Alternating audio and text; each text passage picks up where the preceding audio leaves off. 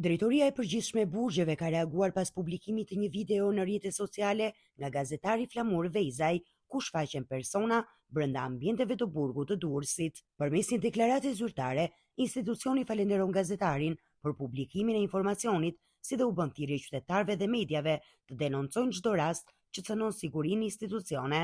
Sipas drejtorisë së Burgjeve, personat e shfaqur në video janë identifikuar nga strukturat përgjegjëse, ndërsa një pjesë e tyre rezulton të jenë liruar ose transferuar përpara muajit janar 2026. Menjëherë pas publikimit të pamjeve, është njoftuar shërbimi i kontrollit të brendshëm në sistemin e burgjeve, i cili ka nisur hetimet për zbardhjen e plotë të rastit.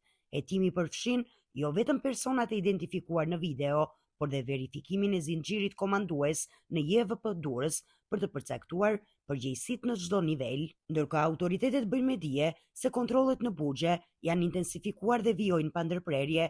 Gjatë kontrolleve të zhvilluara së fundmi në JVP Durrës janë sekuestruar 3 telefona celular, ndërsa poseduesit e tyre të identifikuar dhe në videon e publikuar kanë kaluar në regjimin e veçimit dhe po procedohen penalisht. Drejtoria e përgjithshme e burgjeve thekson se nuk do të tolerohet asnjë shkelje dhe se çdo rast do të ndiqet me masa konkrete dhe përgjegjësi individuale. Siguria nuk negociohet, thuhet në reagimin zyrtar.